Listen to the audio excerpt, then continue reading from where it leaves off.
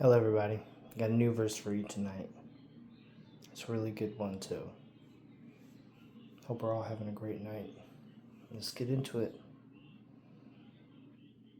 This one comes from 1 Peter chapter 4, verse 8.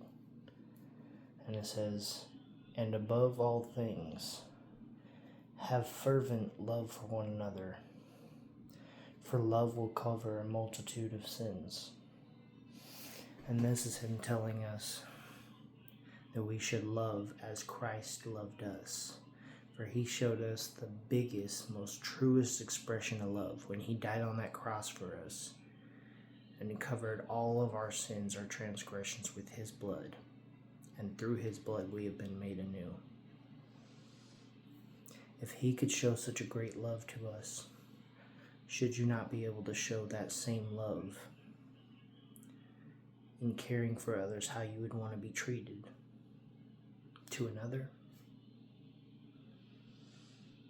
You know, there's another few verses that goes, love is patient, love is kind. Love does not seek its own. And it is definitely not conditional either.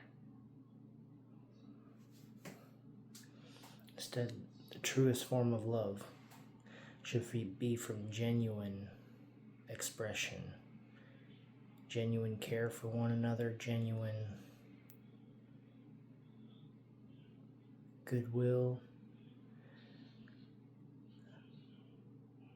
unconditional realizing that everyone has their own situation that they're going through, and you never know what's going on behind closed doors. You never know what's going on in someone's mind.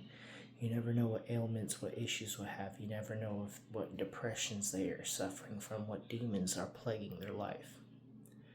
Instead, we are to be the example and not tit for tat, so to say.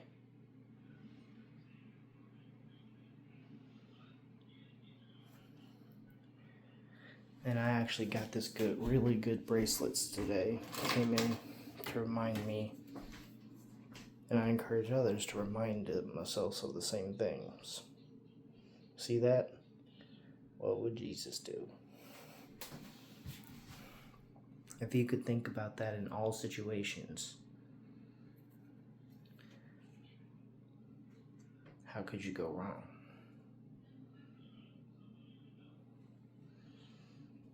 So when it comes to the topic of showing love for one another, just always think about what he would do. And you know as well as I do what the answer is. Jesus is the kind of lover that he would help them get back up on their feet. Give them a car if he could.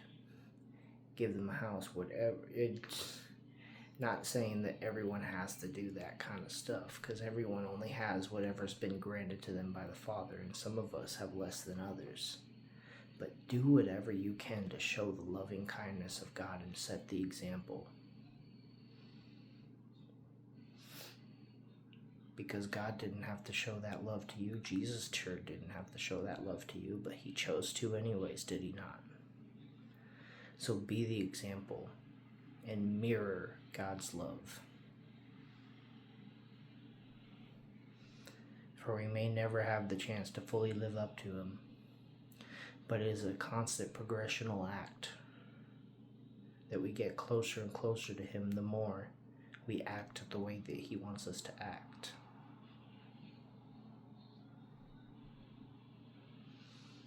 And just like he said, you choose love. You choose the care of love. You choose to care about how you treat others. You choose to care by choosing love. And this covers the need for committing sins. If you love someone enough to respect them, then I can see that taking care of lust, because you're not going to lust after a person if you care enough to be the right kind of person not to. You won't be greedy if you choose love, because instead you choose to care about the way that your actions affect others. and taking too much when you could share and lift others up the way that your Father lifted you up. I can go on and go forth about examples of sin weighed against love, but this is what he's saying when he's saying this. If you choose love, it covers over a multitude of sins, because love quite literally overrides the intentions of each one of those sins and changes them into Christ intentions. Because you're not gonna sure well sin willingly when you got the love of God and showing and the need to show others that love in your heart. But yeah, that's my piece on it. Just remember, choose love above all things. Choose love, choose understanding. Choose kindness, compassion.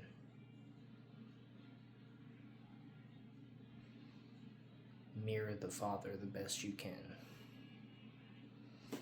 And He will bless you for it. And if you don't know how, ask Him, pray to Him. He will show you the way. Good night, everybody. God bless.